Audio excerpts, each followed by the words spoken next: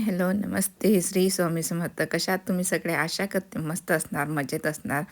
आज मी मस्त बनवणार आहे आपले खानदेशी झणझणीत असं वांग्याचं भरीत. इकडे ना जी आपली जळगावची वांगी असतात हिरवी, ती मिळत नाही. वांग्याचं भरीत म्हटलं तर हिरवी वांगीच आठवतात आणि त्याची चव उत्तम लागते. पण आता काय करणार, इथं मिळत नाही. पण जर्मनीमध्ये ना जी तांबडी वांगी असतात जांभळ्या कलरची, ती मिळतात आणि ती पण कोवडी असतात. त्याचं पण भरीत खूप छान होते. तर जसं गावाकडे भरीत बनवता आमच्याकडे, त्या पद्धतीने मी आज भरीत बनवणार आहे.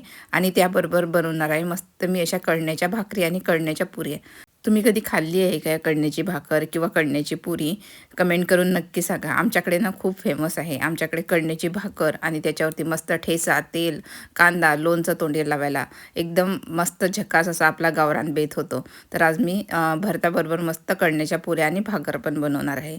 तर हे बघा, असे इकडे जांभळे वांगे मिळतात. वांग्यांना आधी तेल लावून घेतलं आणि त्यांना छिद्रे पाडून घेतले.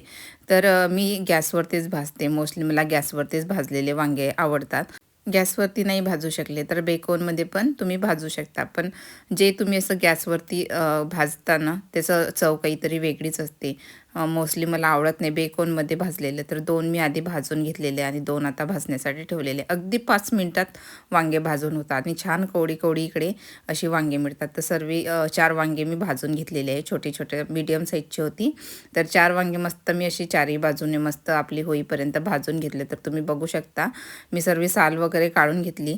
आणि जे पाणी दिसत आहे तुम्हाला, तेल म्हणतात त्याला वांग्याचं, जे पाणी दिसत आहे त्याची मेन चव असते आपल्या वांग्याच्या भरताला. आणि जेव्हा आपण हे वांगे बेकोनमध्ये भाजतो तेव्हा हे असं पाणी सुटत नाही. ते बेक होतात, त्यांचं वेगळंच म्हणजे वेगळंच भाजल्या जातात ते. मी ते बेकोनमध्ये पण भाजून बघितलं तर त्याची चव काही एवढी मला आवडली नाही. म्हणून मोस्टली काय करते मी गॅसवरतीच भाजते. बेकोनमध्ये भाजल्यानंतर असं तेल निघत नाही आणि आपल्या वांग्याच्या भरताची चव पण वेगळी लागते. तर तुम्ही बघू शकता खूप सारं असं वांग्याचं तेल निघालेलं आहे. आम्ही याला वांग्याचं तेलच म्हणतो. आणि हे आता मी ठेचून घेणार आहे. ते देठ आहे ते काढून घेतले आहे. आधी निवडून बघते त्यामध्ये काही अड्या वगैरे आहे काय, नसतात मोस्टली, क्लीन असतात. पण तरी पण एक वेळ चेक करून घेते. सर्व चेक करून झाल्यानंतर छान त्यांना ठेचून घेते. आणि सर्दीने ना माझा आवाज खूप खराब झालेला आहे. तुम्हाला खूप खराब आवाज येत असणार, माहिती नाही. पण वेदनमुळे का इकडे चालू आहे सर्वांनाच, बाहेर पण सर्वांना हे इन्फेक्शन चालू आहे. सर्दी, खोकले, ताप आणि एक वेगळ्याच प्रकारची सर्दी आहे. पूर्ण अंग असं दुखते त्याने. एक वेळेस ह्या सर्दी खोकल्यापेक्षा ताप परवडतो पण हे सर्दी खोकला परवडत नाही. तर हे बघा, छान मस्त मी आता असं मस्त बारीक त्यांना ठेचून घेते.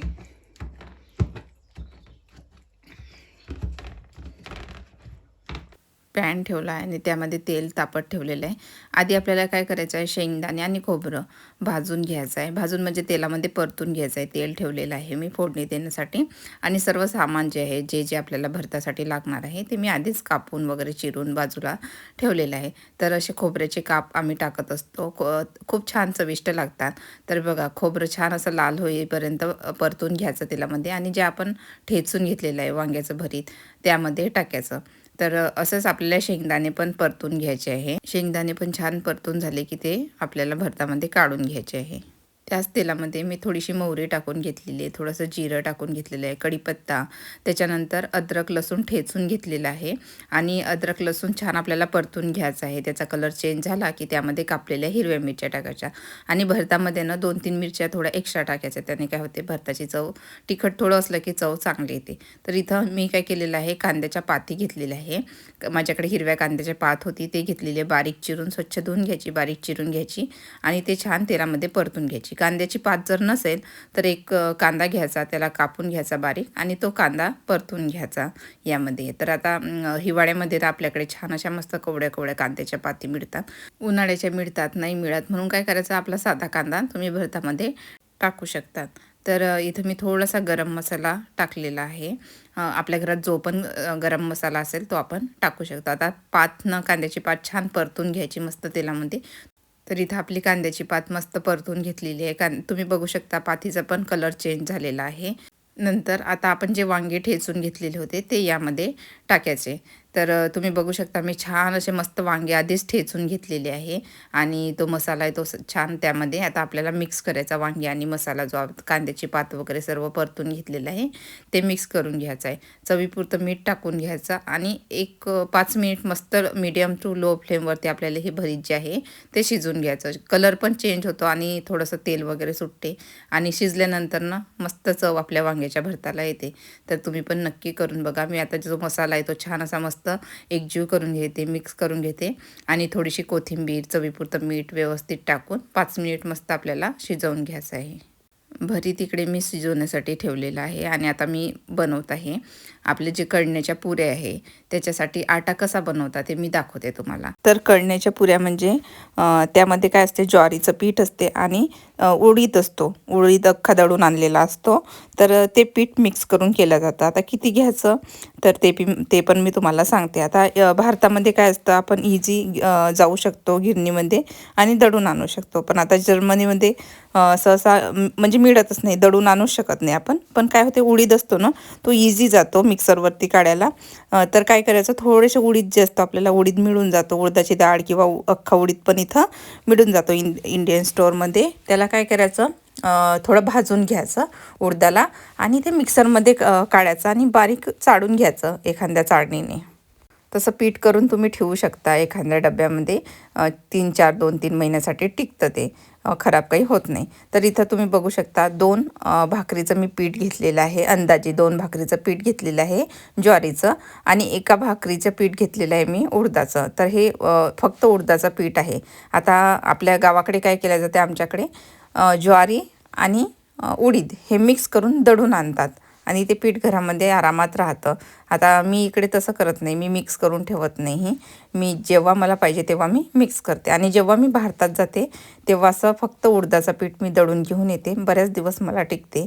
पण तुम्हाला इकडे मिळत नसेल जर्मनीमध्ये किंवा दुसऱ्या कोणत्या कंट्रीमध्ये, तर तुम्ही मिक्सरवरती असं करू शकता. नाही भाजले उडीद तरी बी मिक्सरवरती काढायचे. मी आधी अशीच करायची.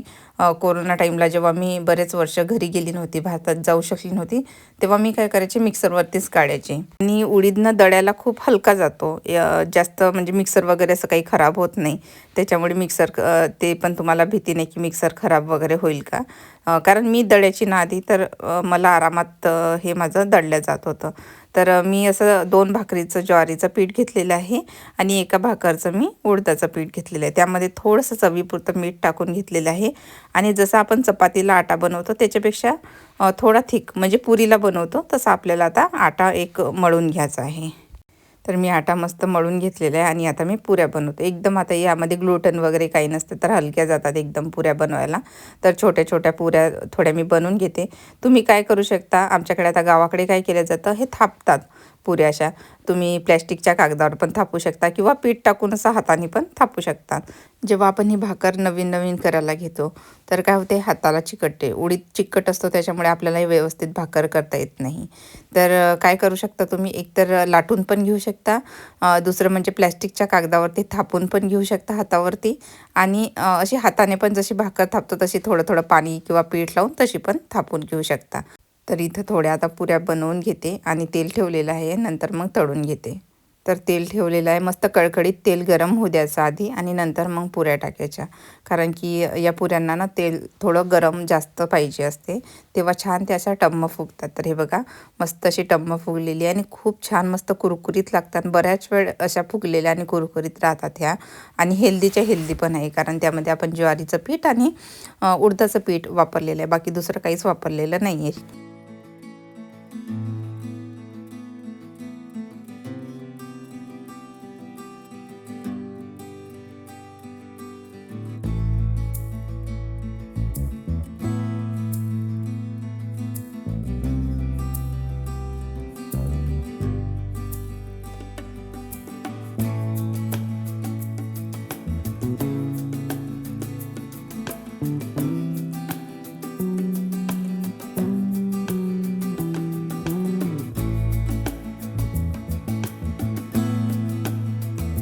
तर मस्त अशा पुऱ्या मी करून घेतलेल्या आहे सर्व. आता भाकर कशी बनवतात ते तुम्हाला दाखवते, दोन्ही पद्धतीने दाखवते.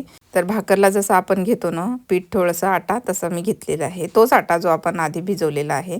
तुम्हाला भाकरीसाठी बनवायचं असेल तरी पण असंच करायचं. थोडं ज्वारीचं पीठ आणि थोडं आपलं उडदाचं पीठ. 2 वाट्या जर ज्वारीचं पीठ घेतली तर 1 वाटी उडदाचं पीठ घ्या. तर मी भाकर अशी थोडीशी चाकी बनवून घेतली आणि खालून आणि थोडंसं वरून पण माझ्या हाताला पीठ लावून घेतलेलं आहे आणि ते थापून घेत आहे. आता थापून जर नवीन नवीन एवढं येत नाही, भाकर थोडी हाताला चिटकते, थोडा त्रास होतो तिला थाप्याला, तर काय करायचं, थोडं लाटून घ्यायचं तिला आणि नंतर मग वाटलंच तर तुम्ही असं मस्त छान तिला बारीक थापून घेऊ शकता. मोस्टली सुरुवातीला तुम्ही असं लाटूनच घ्या, कारण की ही थोडी किचकट आहे, चिकट राहते, त्याच्यामुळे थोडी किचकट आहे थापून घेण्यासाठी सुरुवातीला. तर मी लाटून घेतली आणि थापून पण घेतलेली आहे. तुम्हाला मस्त बारीक अशी लाटून घ्यायची. तर नंतर तवा गरम करून घ्यायचा आणि पाणी लावून घ्यायचं, कारण आपण पीठ वापरलेलं आहे. दोन्ही बाजूने जर तुम्ही पीठ लावून जर लाटून घेतली तर दोन्ही बाजूने पीठ लावून शेकून घ्या. तर इथं मस्त मी आधी एका साईडने भाकर मस्त खरपूस अशी भाजून घेतली, नंतर उलटी टाकून मस्त आपल्या भाकरीला असा पोपडा आलेला आहे. आणि इथं आपल्या वांग्याचं भरीत पण तुम्ही बघू शकता, खूप मस्त झालेलं आहे. कलर एकदम चेंज झालेला आहे आणि मी मस्त 5 ते 6 मिनिट मस्त लो फ्लेमवरती शिजू दिलं. त्याच्यामुळे काय होते, आपल्या भरताची चव आणखी वाढते. तर इथं भरीत पण तयार आहे, पुऱ्या पण झालेल्या आहे आणि भाकरी पण झालेली आहे. तर चला आता आपण ताट बनवून घेऊया. मस्त हाताने कांदा फोडून घेतलेला आहे, वांग्याचं मस्त झणझणीत असं भरीत, त्याच्यानंतर फोडलेला कांदा, टम्म फुगलेल्या कुरकुरीत पुऱ्या आणि आपण बनवलेली उडदाची भाकर. तोंडी लावण्यासाठी तुम्हाला आवडेल तर काकडी वगैरे काही पण घेऊ शकता. इथं मी आवड्याचं लोणचं घेतलेलं आहे.